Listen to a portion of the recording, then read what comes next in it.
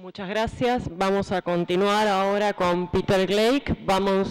Recordemos que tenemos los 15 minutos que le corresponden a Peter Gleick y acá los directores de la mesa me han pedido que extendernos 5 minutos más o 7 minutos más como máximo para tocar los temas de Lynch, del Dr. Lynch. Gracias.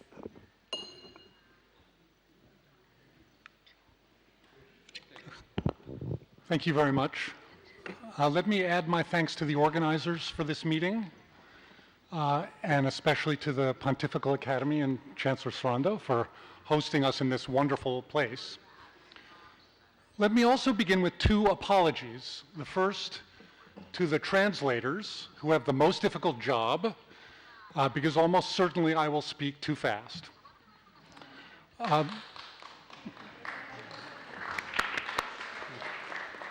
And they do the most work of any of us. The second is to all the previous speakers who have already said everything that I want to say, probably better. I agree with everything that was said before this, except perhaps Dr. Garrido's comment that coffee and tea and alcohol may not be considered vital aspects of the global food trade system, especially after lunch. I'm going to talk about the human right to water, of course. I'm going to talk a little bit about the history of the human right to water and the concept, but especially now what? There is a human right to water. None of us, I think, would disagree with that. The argument took many, many decades to resolve, interestingly enough. I'll come back to that. But the question really is now, what does it mean? From a practical point of view, for the broad concept of sustainability. I'm also going to talk a little bit about solutions for water. And as our chair has said, Daniel Lynch was unable to come. I'll talk a little bit about his paper integrated with mine. Many of the things that he had to say are similar to what I had to say. If I say something wrong, it's his fault. And you can discuss that with him. So I think there's a PowerPoint presentation.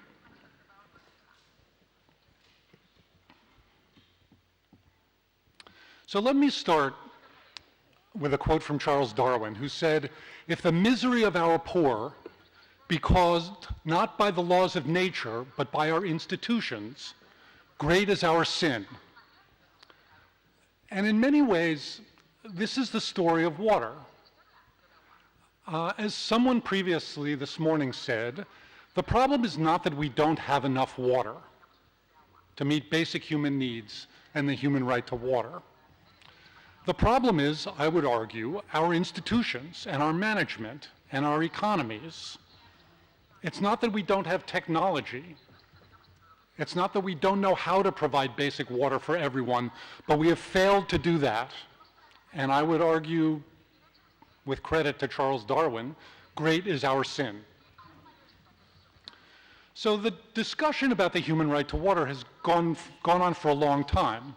Again, someone this morning talked about the early human rights law in the 1940s. That was mostly around political rights. That discussion extended to the 1960s, and there was a conversation about economic rights and a little bit about environmental rights. In all of the early documents about human rights, water was never mentioned. And it's not that the politicians and the human rights experts ignored water. They sort of took it for granted. There's nothing about air in those early human rights documents either. And it wasn't until water became a serious problem that we understood that water was a problem, that the conversation really began about the human right to water. And it started in part with a discussion about basic human needs. How much water does a human need for drinking, for sanitation, for cooking, for cleaning, for growing their basic food requirements, for industrial uses? What defines a basic human need for water? And that was some of the early conversations, probably in the 1990s. Earlier, though, the water community started to think about these things. And going back to some of the earliest international water conferences, which I would note there are some experts here who attended those conferences. In 1977 in Mar del Plata, a statement was made among others that all peoples have the right, and this was really one of the first times the word right was used, to have access to drinking water in quantities and of a quality equal to their basic needs. So if you look at that statement, the word right appears. It's focused on drinking water alone at the time, but it talks about quantity and quality. The conversation evolved over the decades. In 1992 at the Dublin Water Conference, the statement was made, quote, "It is vital to recognize first the basic right of all human beings to have access to clean water and sanitation at an affordable price," end of quote. And if you look at that statement, again, the concept of a right was discussed, the concept of sanitation was included, the concept of affordability was included. And this reflects this evolution in the conversation. But while this was going on, there was also a conversation going on about whether there was a formal human right to water in the context of human rights law. And at some of these conferences, many countries, including my own, argued, no, there's no human right to water. And that conversation continued for a long time. And it evolved. And ultimately, in 2010, again, as previous speakers have noted, the Human Rights Council in Geneva and then the full United Nations as a whole declared a formal legal human right to water. And here's one of the quotes from the Human Rights Council documents: affirms that the human right to safe drinking water and sanitation is derived from the right to an adequate standard of living and inextricably related to the right to the highest attainable standard of physical and mental health, as well as the right to life and human dignity. And this statement, if you look at it in detail and if you look at the full documents, is much more explicit. And it talks about the right to water. It talks about the right to sanitation. It talks elsewhere, not in this quote, to affordability. And it talks about where the human right to water derives. And it says, basically, we acknowledge that the Universal Declaration of Human Rights doesn't mention water explicitly, but it's implicit in the right to health, the right to a standard of living, the right to dignity, that is where the human right to water originates. The encyclical letter, a remarkable document, again, as many previous speakers have mentioned, received an enormous amount of attention, in large part, I would argue, especially in the United States, because of its attention to climate change. But I suspect, like most people in this room, I read it through my water perspective, and it says some pretty remarkable things about water. One small piece of this is section 30. It says, access to safe, drinkable water is a basic and universal human right, since it is essential to human survival, and as such is a condition for the exercise of other human rights. Again, linking the idea of the human right to water with other human rights, and I would argue human right to water and sanitation. And all of this together, I would like to argue, is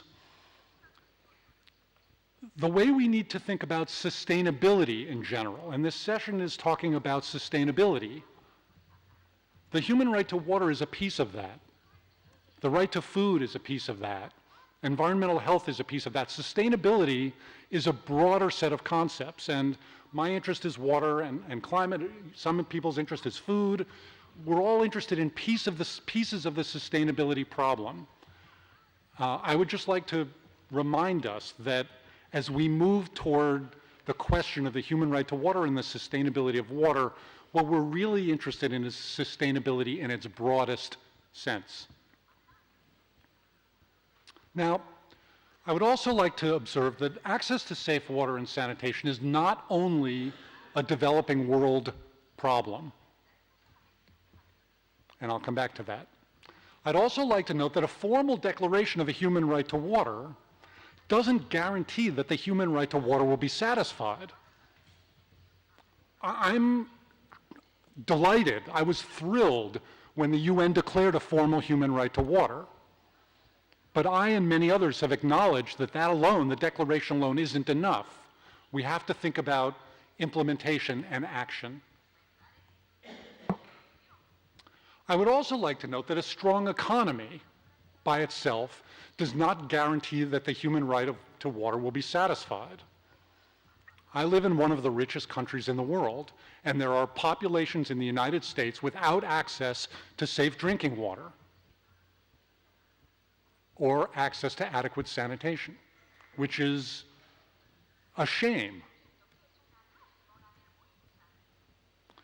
Many of you may have followed the disaster in Flint, Michigan, an urban center, a decaying, poor urban center in the United States, where for a variety of technical and political and economic reasons, which I won't go into, access to safe water disappeared for a very significant fraction of the population. And it had to do with old infrastructure, and it had to do with changes in the chemistry of the water, and it had to do with politics.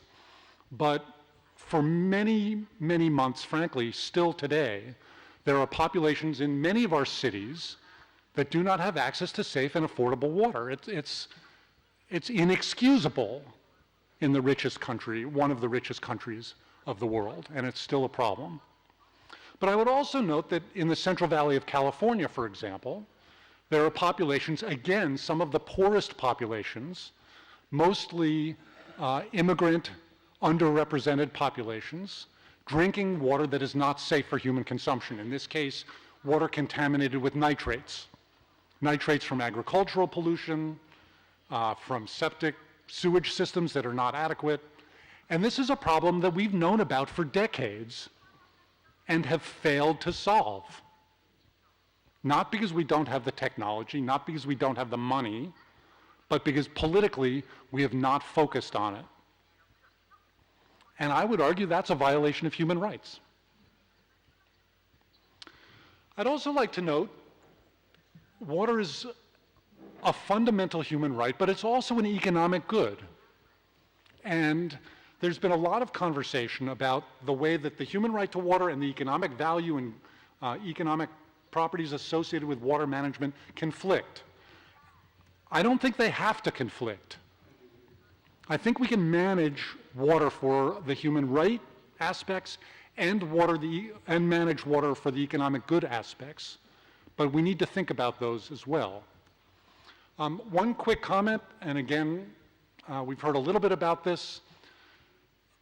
There is tension between the private sector and privatization of water and the human right to water. And that's natural, but I don't think it has to be that way. And I would note there are serious efforts underway worldwide. This is one example through the United Nations, through something called the CEO Water Mandate, to bring the progressive parts of the business community into conversations about sustainable management of water. And there are companies around the world who are doing remarkable things in moving forward, addressing sustainable water management, including the human right to water. What are the responsibilities of companies in addressing the human right to water? This is a document that was prepared by my institute, the Pacific Institute, and by the United Nations with some others on guidance for respecting the human right to water in the corporate private sector. And I think we should build on those efforts. We should get the good parts of this sector moving and influence those parts that are not moving in the right direction. So ultimately, one of the questions is, how do we move from rights to responsibilities and to action? And I would note that in Professor Lynch's paper, he sets out some principles on responsibilities for implementing the human right to water. I won't go into them in detail. I would recommend that as these documents are published and shared, you take a look at that. And here's a quote from Nelson Mandela. Interestingly enough, in the context of water management. He said, it is one thing to find fault with an existing system, which parenthetically we're all good at. It is another thing altogether, a more difficult task, to replace it with another approach that is better. We're able to find problems. Let's get better at finding solutions. And in that context, let me offer some solutions. I'm going to offer this in the context of what I call the soft path for water. It's perhaps a way of thinking about the broad concept of sustainability, with the idea that the hard path was the approach we took in the 20th century of building primarily hard infrastructure. And let me contrast these two ideas. The hard path, the focus was building infrastructure to deliver water, dams, aqueducts, pipelines, groundwater systems, to meet the demands that we thought were coming. The soft path says let's use infrastructure where it's appropriate. Let's maintain that infrastructure better than we're maintaining it. But let's also think about new ideas about supply. Instead of trying to tap rivers that are already overtapped, instead of building a pipeline from the next watershed over, let's think about treated wastewater. We spend a lot of money and effort collecting wastewater. In many places, we treat it to a very high standard, and then we typically throw it away. Let's use treated wastewater as a new source of supply. Let's capture more storm water. Let's recharge our aquifers, as Rajendra Singh described, as he's been doing for decades. Let's think about desalination where it's appropriate and economical. So that's a new way of thinking about supply. The hard path thought about demand as something that we would meet, that it was just something we would project. Populations are growing, economies are growing, demand for water must be growing. We'll build more supply to meet that demand. The soft path says we have to rethink demand management. If we can use the water we're already using more efficiently, we can do the things we want with less water. And that's the demand management side of the equation. And Professor Del Moral also talked about the fact that water demand is decreasing in many parts of the world, even as economies continue to grow. And I'll come back to that. The hard path thinks about water as an economic good. The soft path thinks about water as a human right and an economic good, and tries to balance those concepts. The hard path used centralized systems for water treatment or distribution.